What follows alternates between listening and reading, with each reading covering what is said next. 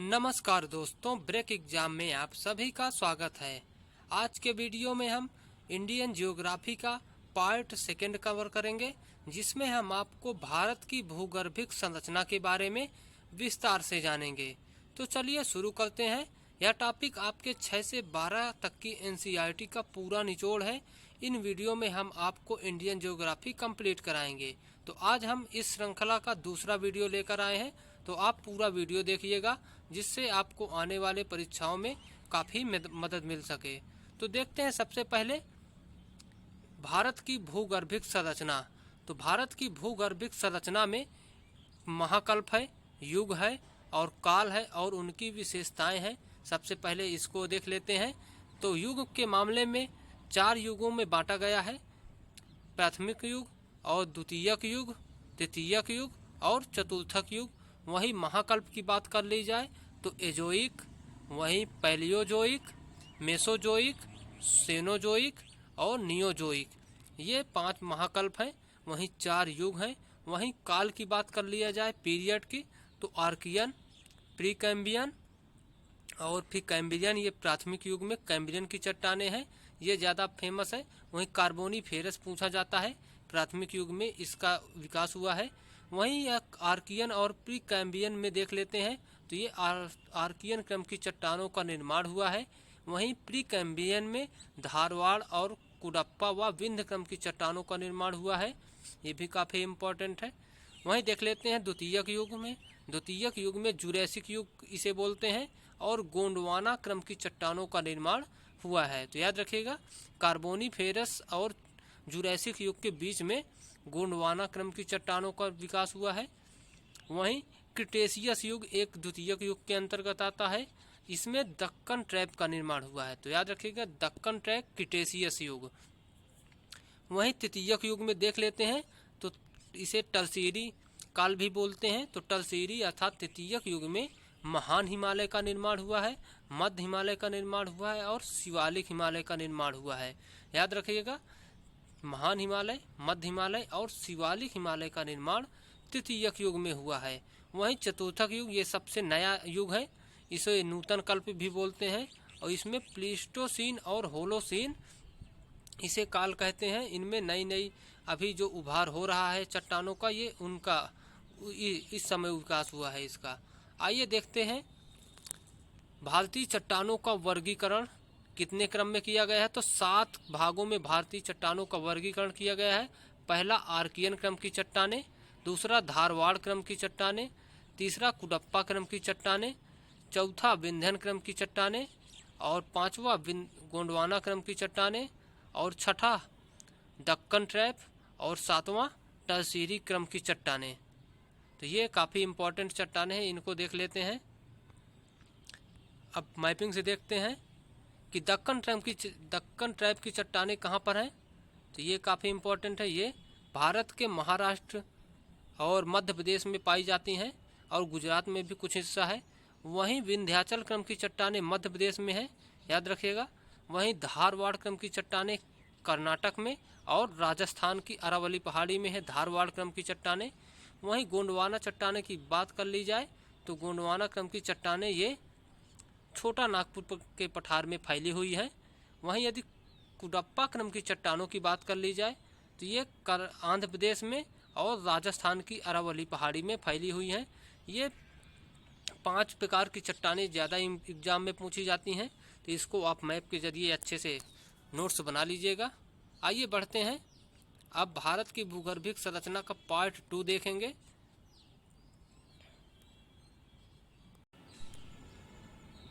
सबसे पहले देखते हैं आर्कियन क्रम की चट्टानें। तो पृथ्वी के ठंडे होने के बाद सबसे पहले इन्हीं चट्टानों का निर्माण हुआ है। याद रखिएगा, सबसे पहले पृथ्वी के ठंडे होने के बाद आर्कियन क्रम की चट्टानों का निर्माण हुआ है। वहीं रूपांतरण के फलस्वरूप अपना मौलिक रूप ये खो चुकी है और जीवाश्म इनमें नहीं पाए जाते, क्योंकि सबसे पहले पृथ्वी के निर्माण के बाद बनी है, तो इसलिए इनमें जीवाश्म नहीं पाए जाते। वहीं दूसरे क्रम में है धारवाड़ क्रम की चट्टानें। आर्कियन क्रम के चट्टानों के अपलदन व निक्षेपण द्वारा इनका निर्माण हुआ है। तो धारवाड़ क्रम की चट्टानें ये आर्कियन क्रम की चट्टानों के अपलदन के फलस्वरूप बनी हैं। वहीं इनमें जीवाश्म का अभाव पाया जाता है, याद रखिएगा इनमें भी जीवाश्म नहीं पाए जाते। वहीं अरावली पर्वत का निर्माण इन्हीं चट्टानों से हुआ है, याद रखिएगा अरावली पर्वत भारत का सबसे पुराना पर्वत है, जिसे वलित पर्वत भी कहते हैं, और ये सबसे पुराना पर्वत है। तो इसका निर्माण धारवाड़ क्रम की चट्टानों से हुआ है। इसका नाम कर्नाटक के धारवाड़ जिले के फलस्वरूप हुआ है और आर्थिक दृष्टि से सबसे महत्वपूर्ण है। तो ये चट्टानें आर्थिक दृष्टि से सबसे महत्वपूर्ण है। इनमें लोहा, सोना, मैग्नीज पाया जाता है। आइए बढ़ते हैं अगली चट्टानें। ये हैं कुडप्पा क्रम की चट्टानें, याद रखिएगा धारवाड़ क्रम की चट्टानों के अपरदन व निक्षेपण द्वारा आंध्र प्रदेश के कुडप्पा जिले के नाम पर इनका नाम पड़ा है। तो ये याद रखिएगा धारवाड़ क्रम की चट्टानों के अपरदन व निक्षेपण द्वारा ये एक सीरीज से बनी हुई हैं। जैसे सबसे पहले आर्कियन, दूसरे नंबर पर धारवाड़, तीसरे पर कुडप्पा। तो कुडप्पा चट्टानें ये धारवाड़ क्रम की चट्टानों के अपरदन के फलस्वरूप बनी है। आंध्र प्रदेश के कुडप्पा जिले के नाम पर बनी है, इसका रखा गया है नाम। वहीं जीवाश्म का इनमें भी अभाव पाया जाता है। विस्तार आंध्र प्रदेश व राजस्थान में है। तो कुडप्पा क्रम की चट्टानें आंध्र प्रदेश और राजस्थान में इनका विस्तार पाया जाता है। और ये चूना पत्थर, संगमरमर और एस्बेस्टस आदि इनमें प्राप्त होता है। याद रखिएगा इनमें खनिज के रूप में चूना पत्थर, संगमरमर और एस्बेस्टस प्राप्त होता है।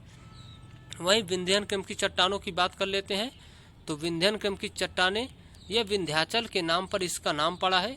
याद रखिएगा ये मध्य प्रदेश में सबसे ज़्यादा इसका विस्तार है और विंध्याचल पर्वत के नाम पर इसका नाम रखा गया है। छिछले सागर एवं नदी घाटियों के जल निक्षेपों द्वारा इसका निर्माण हुआ है। और मध्य प्रदेश का पन्ना व आंध्र प्रदेश का गोलकुंडा इसी संरचना के अंतर्गत आते हैं, जहां से हीरे प्राप्त होते हैं।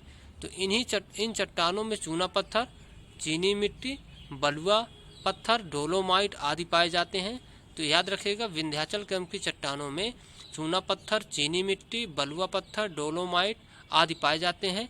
सांची का स्तूप, लाल किला, जामा मस्जिद आदि से प्राप्त पत्थरों से ही बने हैं। तो याद रखिएगा जो सांची का स्तूप, लाल किला और जामा मस्जिद है यहीं की चट्टानों से वो बनाए गए हैं। आइए बढ़ते हैं, अब देख लेते हैं गोंडवाना क्रम की चट्टानों को।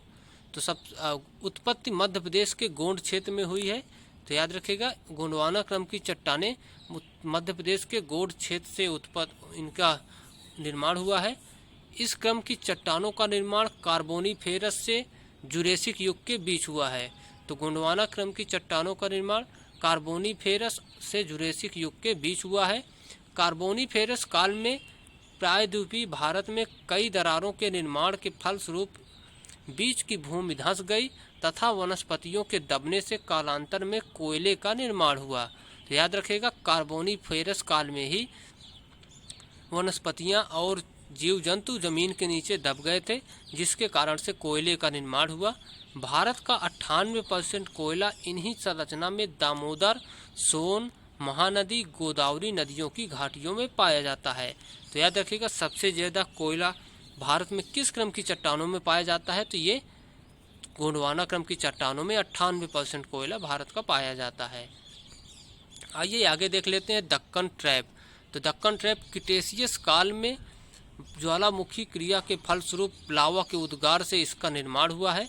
ये कई बार पूछा भी गया है कि जो भारत का मध्य का क्षेत्र है वो किस प्रकार के चट्टानों से बना है। तो ये दक्कन ट्रैप है जो लावा ज्वालामुखी क्रिया के फलस्वरूप लावा के उद्गार से जो संरचना निकली है नीचे से, उसी लावा से ये बना हुआ है। यह संरचना बेसाल चट्टानों से निर्मित है। कह सकते हैं जो लावा से निकला है वो बेसाल चट्टानें हैं, काफ़ी ज़्यादा घनत्व वाली। इन चट्टान के विखंडन के फलस्वरूप काली मिट्टी का निर्माण हुआ है। तो याद रखिएगा लावा से जो काली मिट्टी निकली है उसी मिट्टी से दक्कन ट्रैप का निर्माण हुआ है।